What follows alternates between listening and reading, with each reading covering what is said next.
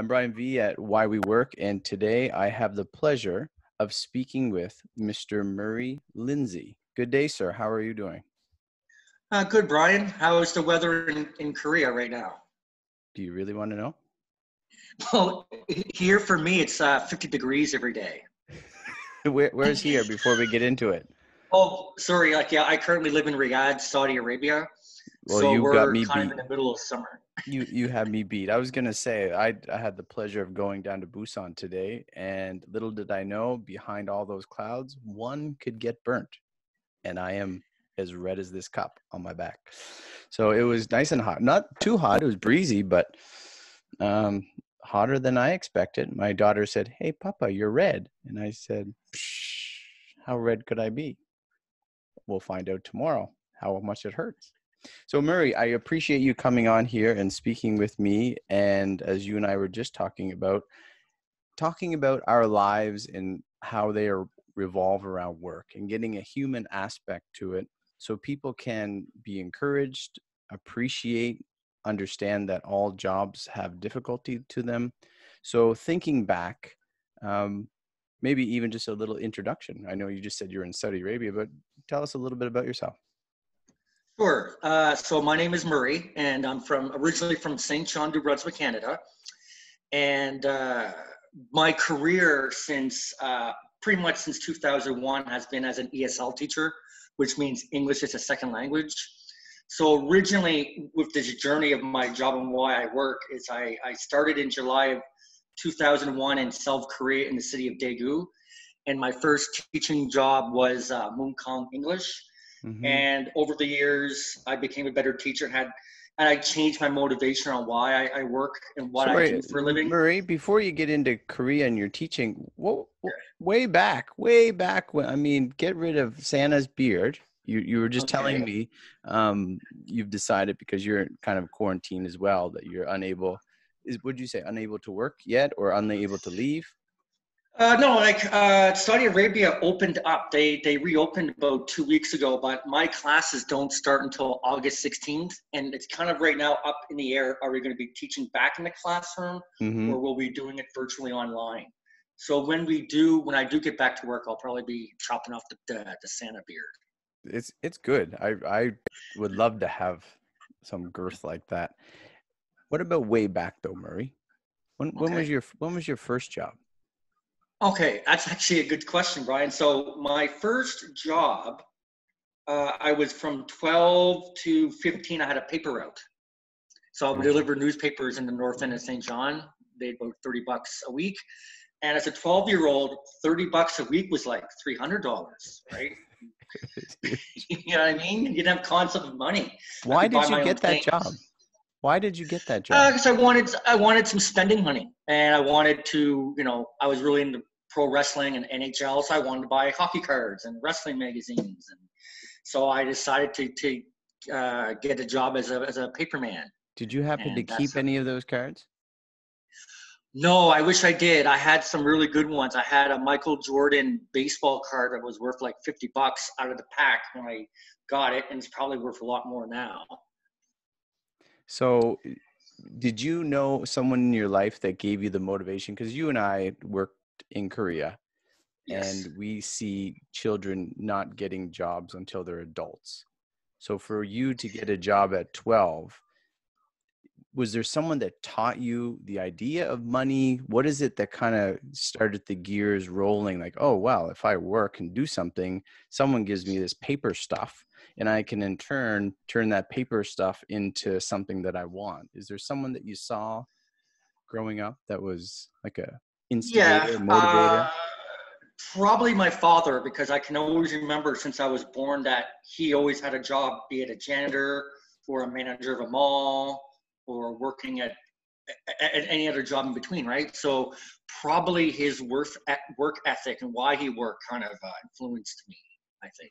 Did you, after your paper route, did you have many other jobs? So you're at 15. Yeah. So in the summer from 16 to 18, I worked at a place called Bailman's Farms in Browns Flat, New Brunswick every summer, like hoeing, picking berries, driving a tractor, and so on, right? Like really, really blue collar work. Like you would get up at this crack of dawn and you work until sunset. And I did pretty much everything from picking fruit to hoeing to throwing rocks off off a tractor, pretty much everything. And I would work all summer, and that money I would buy school clothes. I would have money to spend during the school year.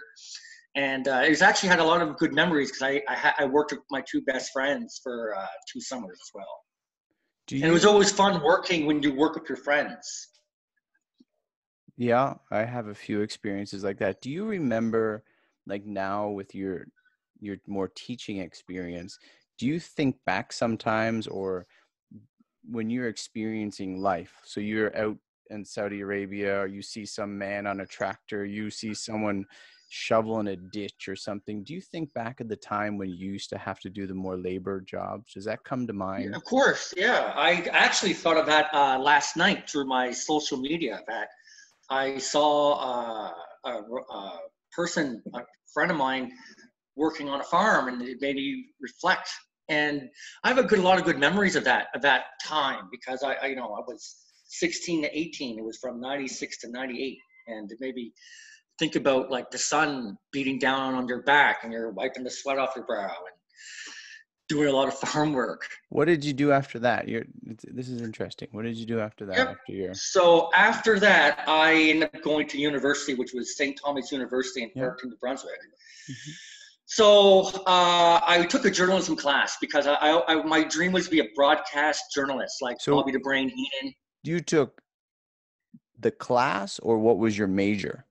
Oh, sorry, my major was journalism. So okay, so you went the full route. You were going right for it. From Bobby the Brain Heenan. That was Bobby the Brain Heenan, or Mean Gene Oracle. He was my motivational thing. Mean Gene Oracle. So what happened was with this is that, but the second semester of my freshman year, I had to do like photography. And I had to get myself an SLR camera. And back in the day, cameras were really expensive. Mine was $700. So I ended up getting a job at McDonald's, working in the kitchen. Very well done. I didn't last very long. I worked, what happened was, it was an interesting story, is that when I first got to St. Thomas in September, I knew I eventually had to buy this SLR camera. So I applied back in August. And the interview went fantastic. They were going to hire me, and they said, "Hey, Mr. Murray, is there any last words that you have?" And I had the job in the bag, and I said, "Well, if you don't hire me, it's not a big deal because I can just go work at Burger King, right?" No, he didn't. I thought you down. And then I went to apply for other jobs and didn't get it. And so then I just applied every week for like 3 months straight. And then the manager said, you have a lot of persistence. So they gave me the opportunity to work. And I worked there from January to March of 98. I thought you were going to say, if you don't hire me, it doesn't matter. I like Whoppers better. Like, it's just but it's just as bad. So I worked in the kitchen, and it was all right. I ended up becoming friends with some of the staff, and they ended up being classmates at St. Thomas University. One of them was in my French class. The funny thing is, I went to McDonald's twice today.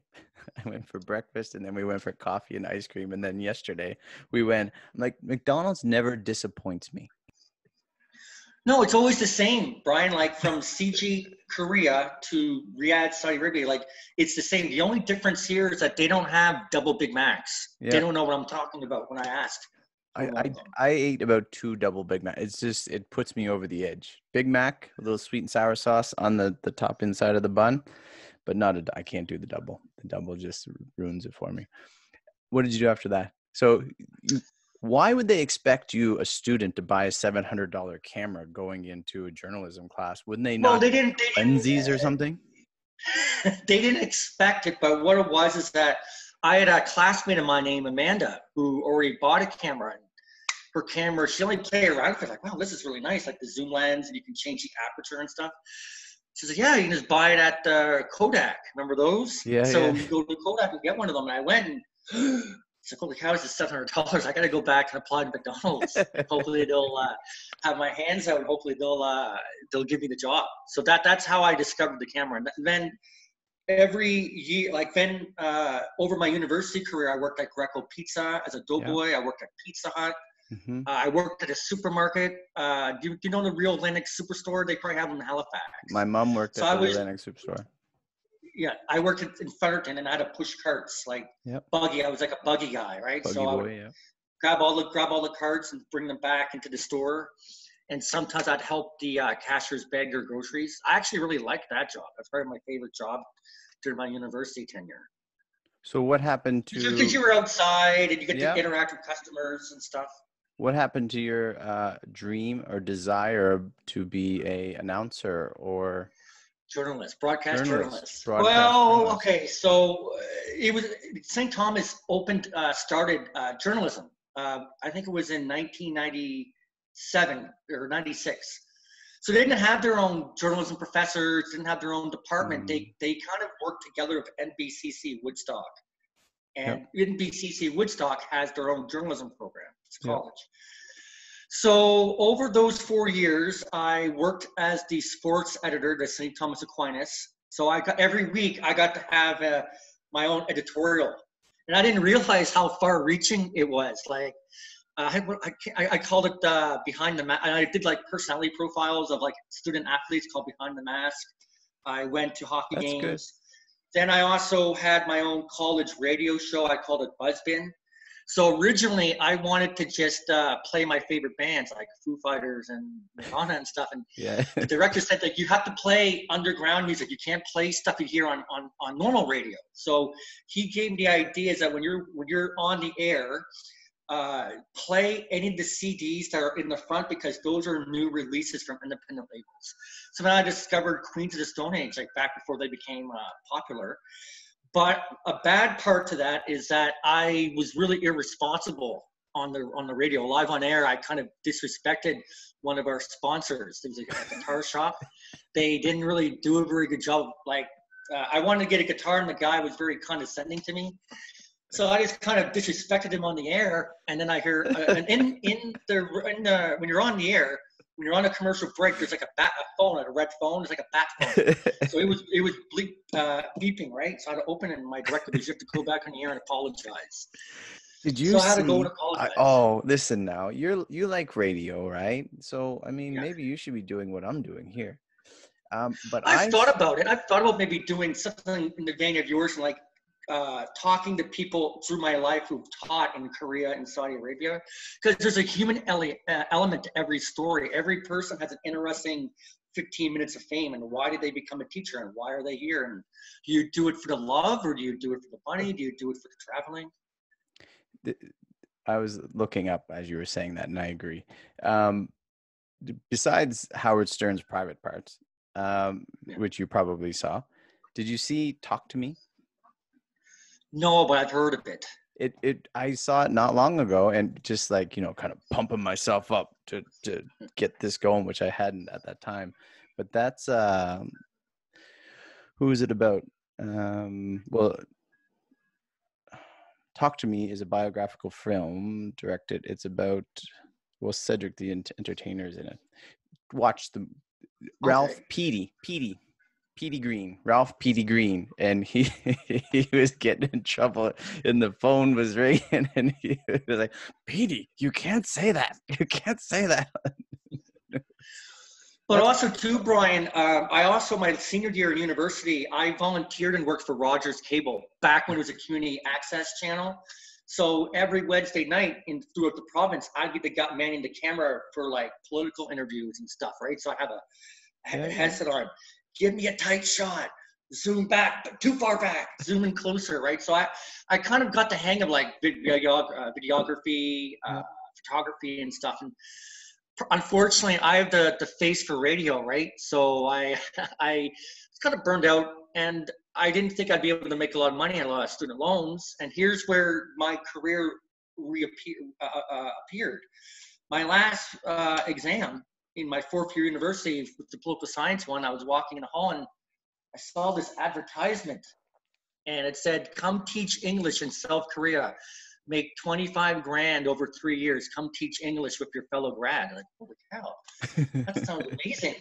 It just And goes this is speak. back to like May. Yeah. So yeah, like maybe like it disappeared, right? And so I pulled it off the wall and went to some of my friends' apartment. You know, we were having a couple drinks, a little bit of smoking and stuff, and we were talking about the pros and cons of teaching, right? Like, I was 23, had 40 grand in debt, so we made a chart of like how much I could save in a year and get out of Yeah. debt and the pros and cons of it. So that's how I ended up in South Korea. And all I knew about South Korea was MASH, the TV show, Uh-huh. because they were based in MASH. They were doctors during the Korean War. And all I knew is that they had the World Cup in 2002. That's all I knew. And I went to my dad went to the public library, rented the VHS tape, if you remember those. It was like a 1 hour, Learn one about it. hour movie. And I remember the name of it, Brian, was called The Land of the Morning Calm. And it Uh-huh. would show like kimchi and show Halgon-san, and it would show all this interesting stuff. And this is, then I ended up going in July of 2001. I'm buying a ticket. I'm in. Yeah. It worked. And like scary, the most unusual thing is through this getting my visa and finding a job for South Korea, I find out that I have a long lost distant cousin in South Korea. This is like perfect strangers stuff. Like Who's Balky and Larry North stuff. American? Who's North No, American he's or? Canadian. I had a Yeah. cousin named Andy Brown who was there. I guess he was a distant relative on my father's side.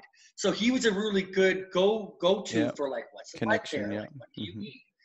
So he ended up getting me to go to his old academy, Woon Kong English. Yep. So that's how I started my career, which I'm now 19 years later in.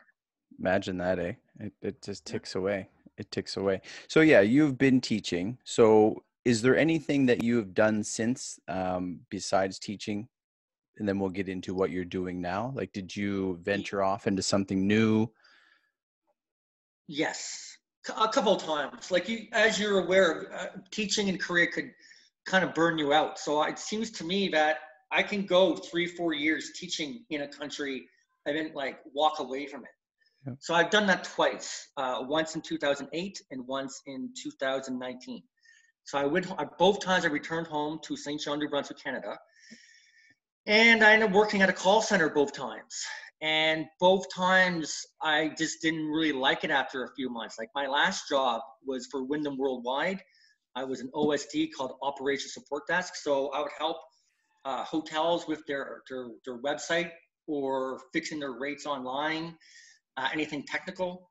And I tried to like, you know, the people were nice. The job was okay, but I wasn't quite used to the money aspect of it. But there were a couple of things there that went on. Like, for example, I had a training class, and they had 2 females who were responsible for training you on the floor. So they ended up picking off 2 of the male people in my class and having sexual relationships with them. So I'm like, what is it? Some kind of sloppy shop? Like, you know what I mean? Like, so I'd kind of like put like a bad. So you didn't get promoted. No. There's only a way to get promoted through there, and you weren't going that way. No, like maybe too is that like I maybe that's just the culture back home that you're responsible for training people and you just pick off who you want to hook up with, right? Maybe that's what it's like. Like, so was it do so you figure it was your job, or was any part of it? Because our family went back to Canada too, and my dear wife just wasn't feeling it, and so she wasn't feeling it. I wasn't. Was any part of it going home? Was it that, or no? It was just the job, and I wanted to do something else. that's a good question. I think what it was is that whenever I get tired of teaching or like I'm done, Brian, I'm not going to go back to teach again. Like after a few months, I kind of miss it. Like Mm-hmm. for good or for bad, when you do something that you do and you genuinely enjoy it, it's kind of in your blood. Like, and I tried to ignore it. And that story of how I came back will be another story about I ended up going to Saudi Arabia and becoming a head teacher. And it was a lot of work and I got burned out and it was a very acrimonious split. And that's why when I returned home, like, I'm never going to go back. And it was never a money thing because I saved a lot of money to return home. But I didn't like what I was becoming. Like I was kind of binge drinking a lot. And I didn't really like, I tried to like my job and I tried to be a part of my hometown. But when you live in Daegu, South Korea, or Shanghai, China, or Saudi, right? And then you go back to St. John, it's you know what I mean? It's not the same.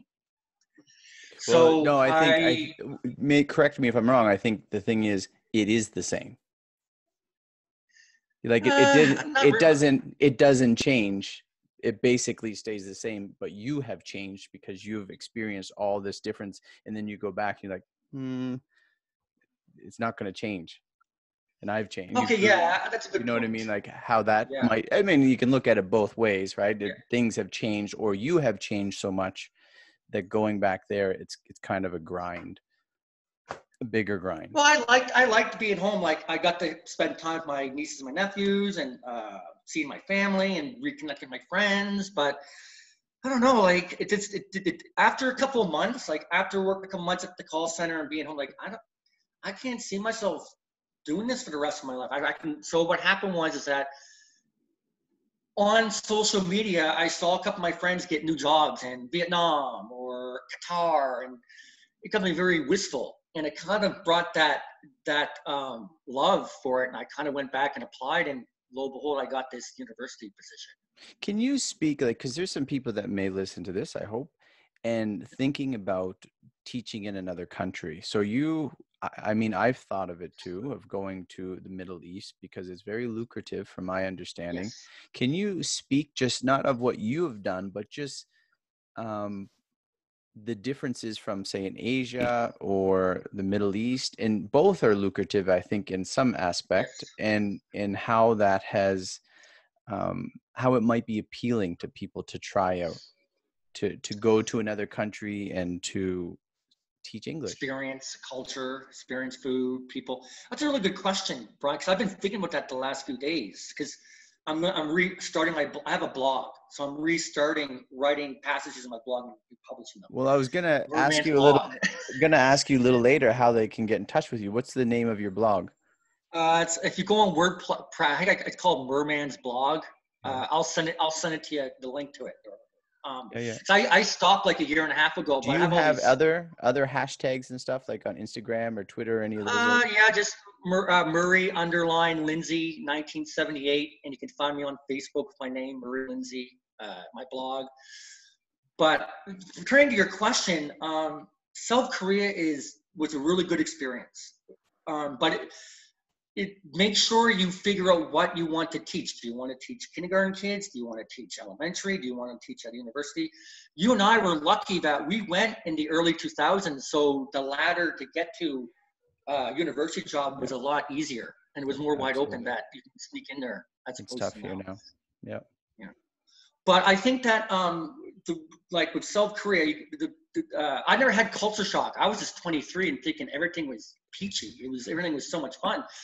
Like I remember my first day getting into South Korea. Mr. Joe dropped me off, and I went, "Wow, this apartment's my own apartment, and I don't have to pay for anything."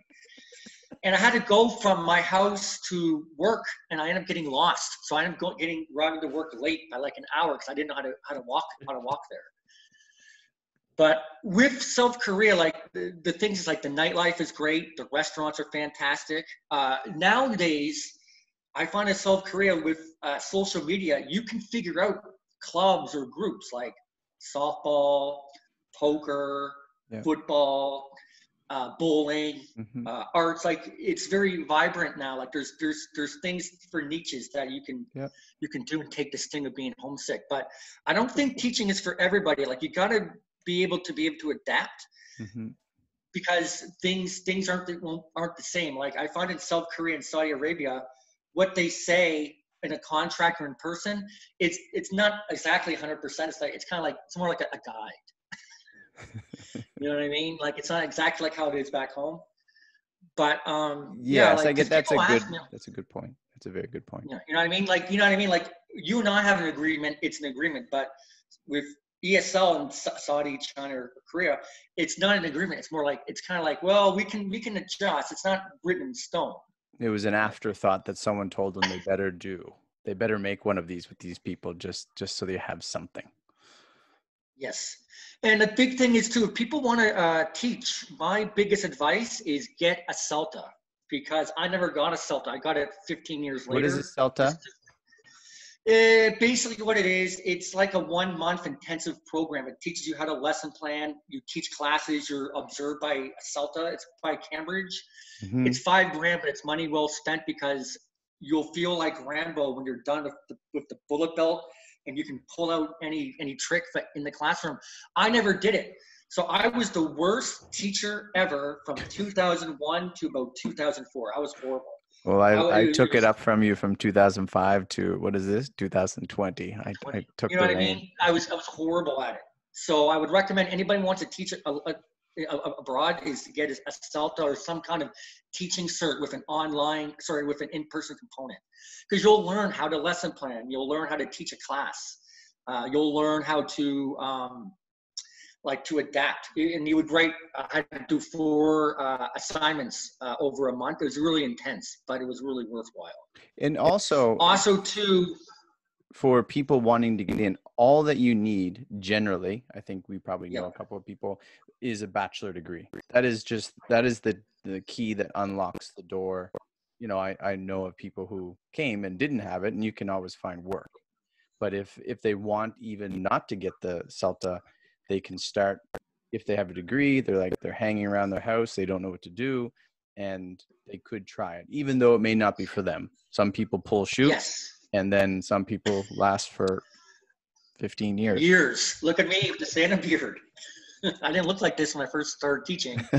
But yeah, that's a good point. That's a really good point, Brian. All you need is a 4-year degree. Now, in Saudi Arabia or the Middle East is a little bit different. You need an MA with it can't be an online MA. Mm-hmm. So you need a BA with a CELTA or a BA with X years experience.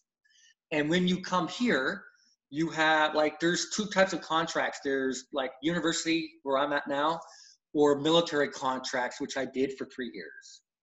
And the military contract pays very well. Yeah. But it's a grind.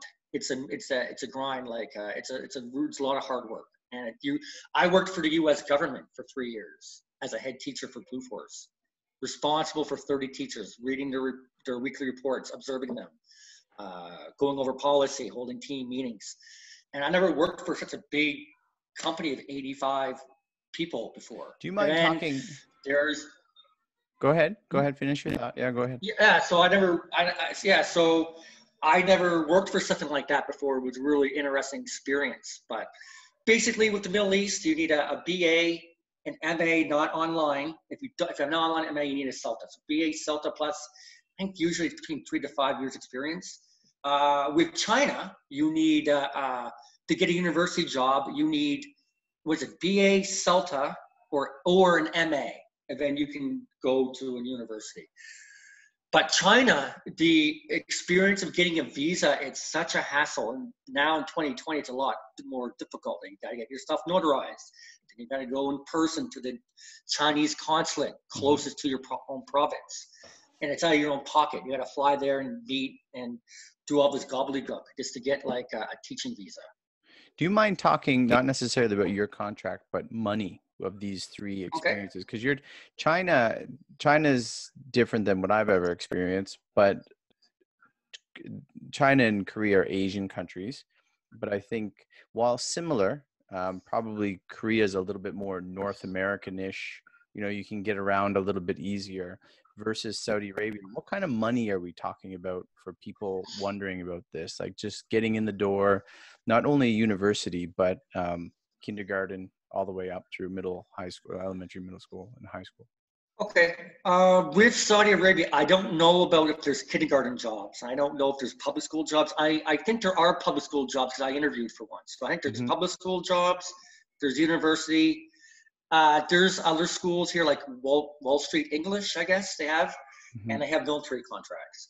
So I can only go from my experience. Blue Force paid me before I was promoted $6,000 US a month, which is about 7,500 Canadian. So when I got promoted as a head teacher, I made about 8,200 Canadian a month. But you worked for that. You worked for that money. Here on my current job, My contract's for 4 hours a day, 20 hours a week. It comes to about 4,800 Canadian. If I pick up one more class, which is 2 hours, it's an extra $120. Mm-hmm. So teaching 6 classes a day gives me about, I'll say about $7,000 to $7,500 Canadian, and my apartment's free. The only thing is you got to pay for your own visa cost. Now, when you come to Saudi Arabia, there are 2 types of visas. One's called a business visit visa, and one's called an Igama. 99% of the time, they'll get you to do the business visit visa, because from you accepting a job to getting here, the turnaround is very, very quick. Could be 2 weeks, because they just got to give you, get some documents from the government and then send them to you, and you just send them with your passport to Toronto. It takes 3 days. Or an Igama. The Igama basically is like your E2 visa in Korea. I can open up, have my own cable, my own phone. I can rent a car. I can travel in and out of the country a lot easier. Sorry, that would be like in Canada. That's like your permanent social insurance, I guess, maybe. Work visa. Well, the visa-wise, permanent resident visa, or one of the H-1B, whatever visas that are down in the States. Just a work visa that's only within your contract. You break the contract, you don't have a visa anymore. Yeah, so with the Igama, like for my job, they brought me in on a business visa, and we worked on my Igama while I was here. I got my Igama right when the virus hit and everything shut down. So yeah, those are the 2 types of visas for Saudi Arabia. So you're making pretty good money, or money can be made in Saudi Arabia versus China. I do not know, but in Korea, we're looking at, I think when we started, or you started, it didn't go up much since. No, the floor's been the same since 2004.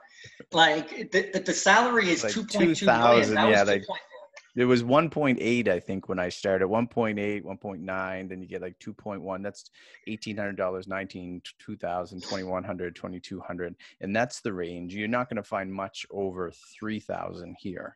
No. Right, but. Yeah.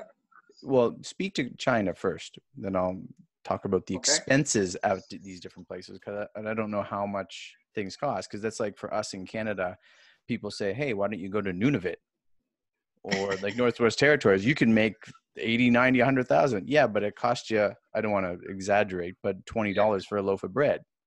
So like if because they're exporting everything.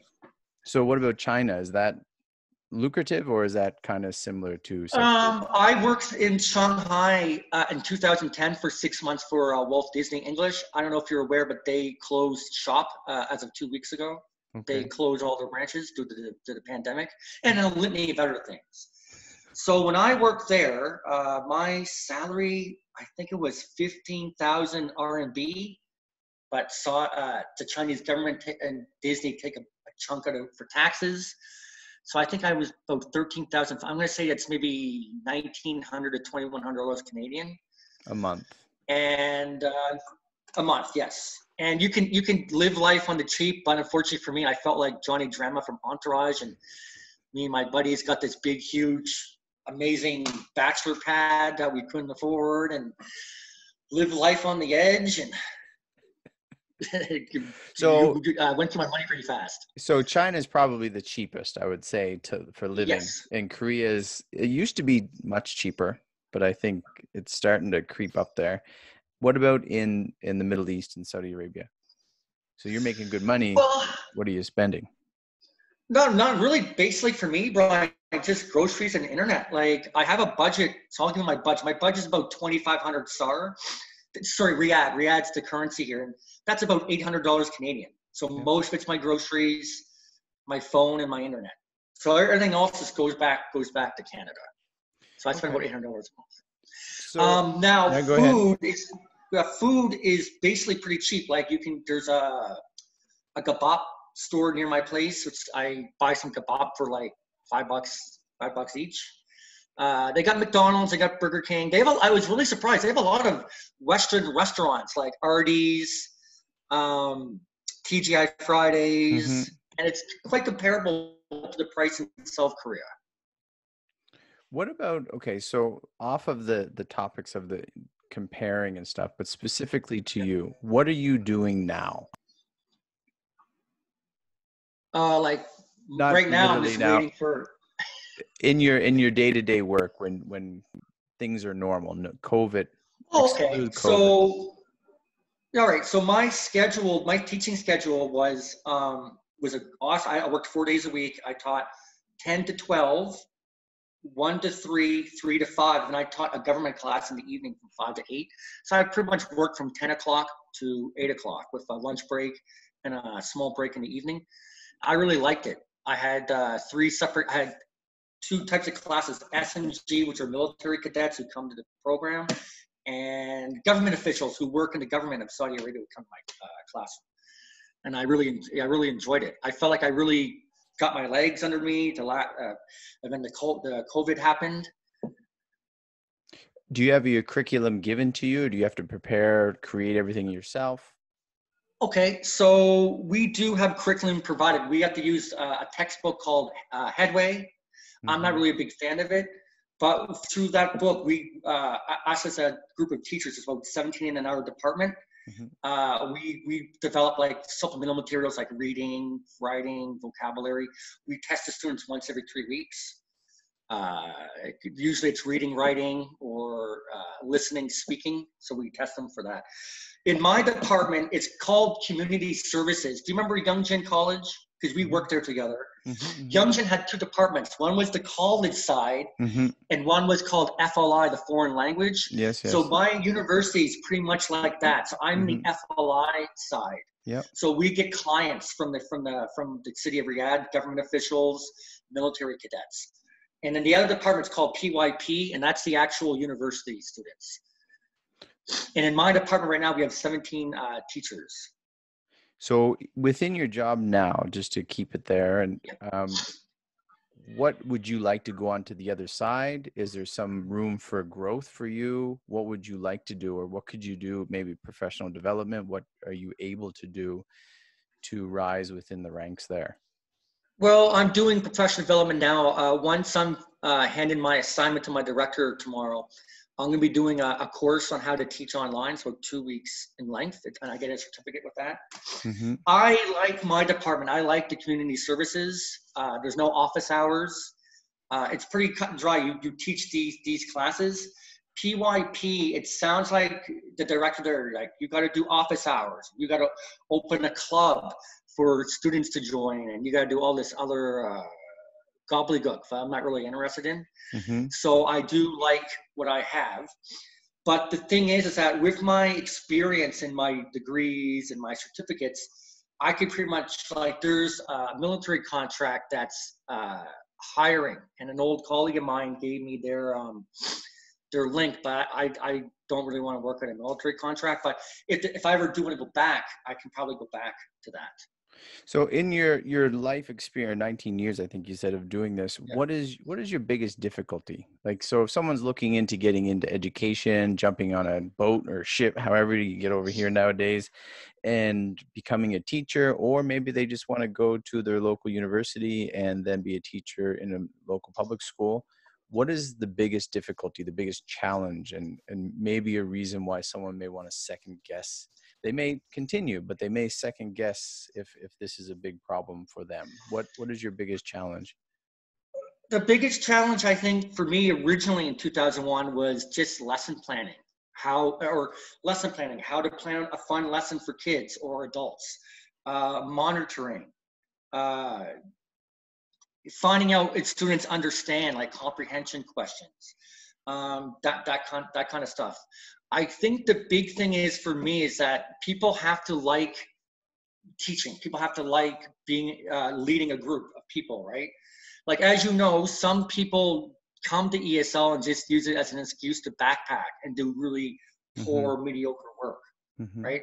Or like I worked at in Blue Force, some people just did it for the money and would do the absolute bare minimum. You have to do this job because you like it and you enjoy it. Like, it should be a fulfillment with teaching, not monetary reasons. So I found that was really difficult for me, is that I couldn't get along with some of my colleagues at Blue Force because one of them I worked with at Youngnam for 4 years, and he was a lazy teacher at Youngnam, and he worked there for 3 years and was absolutely lazy. He did it because he wanted to travel. He wanted to travel. He didn't really care about teaching. I do it because I care about teaching. So I guess the analysis is I care too much, and some people care too little. What So that what has gotten easier for you in your teaching? Can you think what like, I was this way about this and now I got this figured out. this experience, like I'll give you an example with Blue Force. I was a head teacher, but people would call in sick. We didn't have enough staff, so Murray, you got to go teach book 12, lesson 4 in this room. So I can go in cold and teach, right?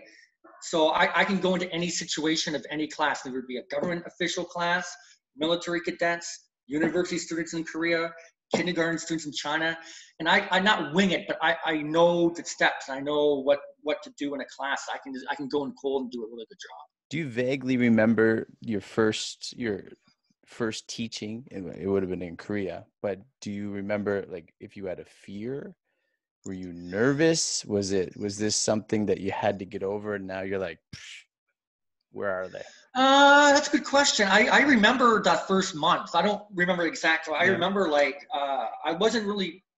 I don't looking back. I wasn't really trained that effectively because they opened up a school in CG on a Wednesday and they needed everybody to teach on a Friday, and I arrived I think on a Thursday. So I had like a day of like shadowing someone, but we didn't sit down and go like, this is what you have to do. You have to do, and this is what you have to do in your free time. This is what you have to do. Blah blah blah. It was more like watch what I do and mimic it. So I was really bad. Like I like 50 minutes. Like I didn't really understand. Like that's a lot of time to do stuff. Like I would neither rush through things or not or go too slow. I would speak too quickly. I would not really walk around the class and check dead spots in the class. There's dead spots in classrooms where people can like not do their work, right? I would lose my temper very easily and do a lot of yelling and shouting. And I was a horrible teacher. If students acted up, I got them to stand up. And you know how you get students to stand up and get them to put their hands up? That's a I would get Korean them to thing, hold. right? This is a Yeah, I Korean, would if get anyone. them to hold. I would get them to hold like 2 chairs. You know what I mean? Like I was a horrible, terrible, awful teacher. And then after a couple years later, I got really good at it. But that's a Korean thing. That's how they punish their students, like with books, or they get them to sit against the wall, bent, like sitting down against the wall. And so it's not like you made it up. Like, I'm going to come up with these punishments for you. This is culturally speaking, but you could think whatever you want about yourself. What is some of the joy, or like one joy that you get out of teaching now after 19 years? What is something that this is? Yeah, like Brian, like that's a good question. Like the joy I get is in the students enjoying my class and learning. It could be the past simple, or it could be how to order something online. It could be learning a list, how to listen for information. It could be how to scan an article. Like that's where I take the enjoyment from, is students liking my class and learning something from me. Can you hear And the I take a lot of pride and enjoyment of just being productive and doing a good job for Blue Force or for PSU, my university, or for Youngjin College in Korea, like doing a good job. Can you speak to, you said you were a bad teacher in the beginning and you got angry and that stuff. What I know about children, and I don't know if you can hear a baby crying, but it's not my baby. The baby's mom is out there. I would go figure out my baby, but it's not my baby. And that is a tough baby, let me tell you. He's just probably not getting a cookie or something. That to know what you were in, say, I don't want to say the word, but like impatient. Oh, I was impatient. Right? To having a joy in a student learning. And I can just think of my own children, right? Whether it's teaching them to walk or teaching them to read, and I fail at it, and I still get upset as well. But in order for me to see them learn, I must be gaining in patience. So can you see that you are growing in patience? Like, are you able to see growth in yourself from 2001, what have you, to 2019? Because if you're going to see someone learn, that means that was a process before that. It wasn't they just got it. This is not the first day. This is, after the first month or semester or the following year. Can you speak to that a little bit about how you're growing? Yeah. Teaching's I helping just you think, learn. yeah, well, yeah, teachers helped me learn. My own class helped me learn how to be a better teacher. Because the one problem I had originally is that I would teach all class, treat them all the same and teach them all the same. But Yeah. all classes have their own idiosyncrasies and nuances that are every class a little bit different. One class, they're maybe a little more outgoing. You don't have to crack the whip. Maybe another class, you have to be a little more serious, right? So Mhm. you kind of figure out how like the biorhythm of a classroom. So with you, how are you able to look back? Like I can see me in university, and maybe you can even add to your wanting to be a journalist. My communications class, I was shaking, and I looked to my teacher and my professor, and I said, I am so scared. And she looked at me, she said, stop it, just keep going. Right? But so scared. And now I'm starting a podcast or speaking in front of tens and tens of people in classes and stuff like that. So how have you developed? Is this giving you, even looking into journalism, is this giving you a better idea of who you are and how you may over the next 40 years work? Is this giving you new Yes. insight into yourself? Yeah, I had a lot, like the last 90 days since the virus happened, it's given me a lot of time to reflect. And I really like this podcast because it made me think about what I've been thinking about the last 90 days. Like, how did I get here, right? Like, there's been bumps in the road. It seems generally for me, like I can work at one place for maybe 2 to 4 years. And then maybe it's just like like there's always like an acrimonious end.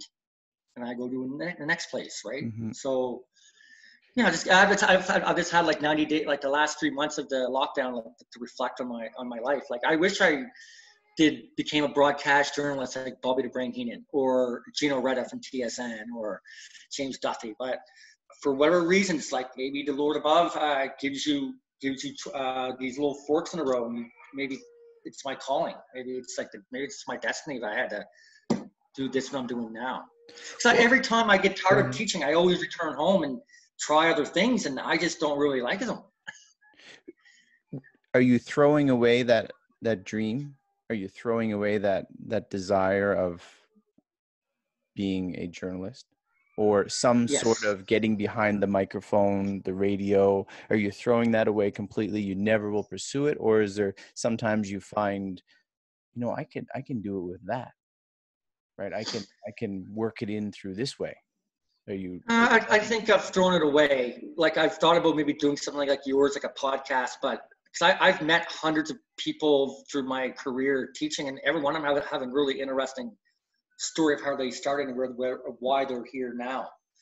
But that's just in the planning stages. But maybe that. But I feel like I made the right choice of the career I've chosen, and that's the reason why I work here. Is it's just everything built to here from July of 2001 to July of 2020. All these different steps. Like I feel like I made the right choice of my career. Like, I've met a million faces and I've rocked them all.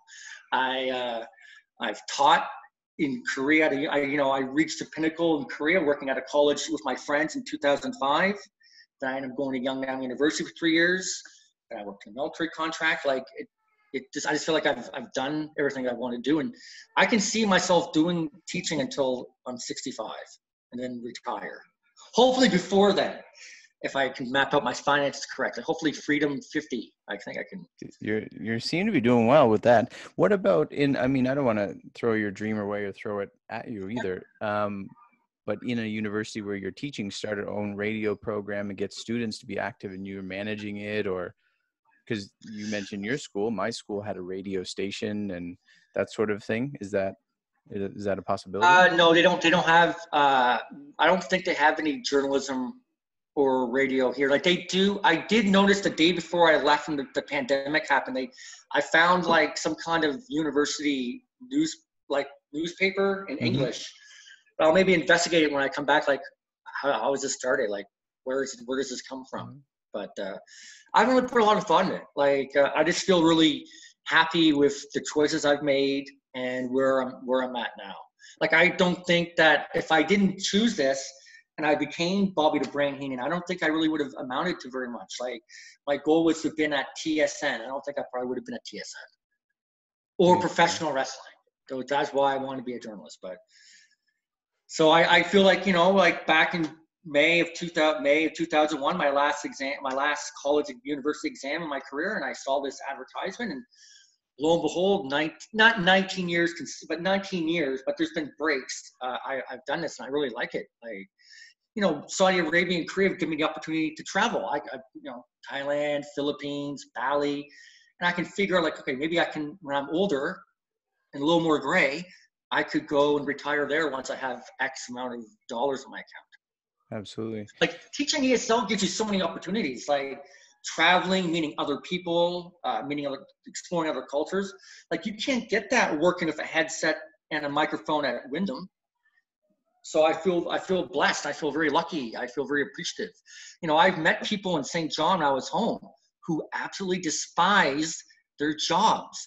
You want to know why? Because Murray was waiting for his visa and would go to the pubs every day and hang out, and people would come in and they would just complain about how much they hated their job, and everyone told me how lucky I was that I can go back doing something that I like. Like, why would you work at something that you hate? You know what I mean? Like, if you don't like it, you're not productive. You're not, you do the bare minimum.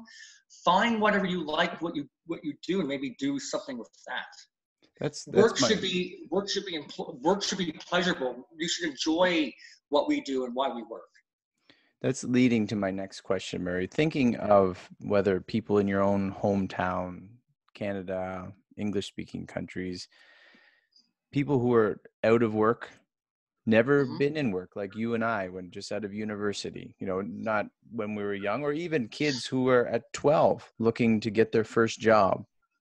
What advice would you give them? Not even the disgruntled worker, but just someone to get on, because as you said, work is important. This is part of humanity. We need one another in this sort of thing. One way or another, we're linked in this work life that we have. What advice would you, or even things to tell them to avoid, as you were just saying, things that you hate, avoid those. But what advice would you give to those that need some encouragement? Well, if you're looking for, like for me, if you're looking for a job, we had in St. John, New Brunswick, was when I returned home, it was called like a government office, like a job center. So I went in and I already had a resume made, but I was really culture shocked that the guy was showing a 50-year-old man how to make a resume. So there are programs and there are things that you could do. If you don't know how to make a resume, go to the local job center. There should be one in your hometown. They will help you make a resume. If you have no work experience, there must be volunteer experience you've done, or maybe classes you've taken at a college, university, or babysitting that you can put on a resume. When you apply to places, be on time, go to your interview, dress nice. So I can also remember when I went to my job interview, I had a nice shirt and tie, and someone came in. I don't know, I just thought it was funny because, as in our career, when you go to Young Gen or Young Nam University, you dress up for your interview, and people don't really dress up for that. So, dress the best you can. When you're in your job interview, ask questions. Like, I feel like when I apply to jobs in Saudi or Korea or anywhere, I know this industry inside and out, so I can ask questions.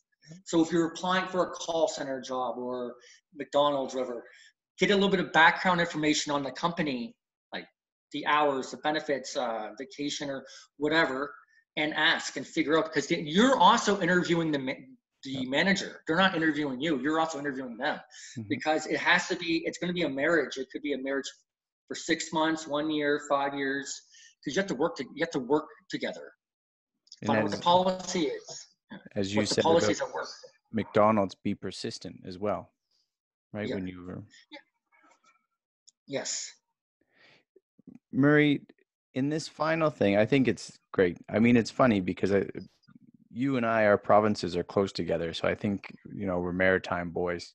So. And we're kindred spirits. We have this idea of work and the necessity of work. And I really enjoyed listening to you. And I'm sure I know the Murrman has a lot of stories to tell. And for anyone who wants to check you out, to go to your blog, of which you'll send me the link to, but it's on WordPress.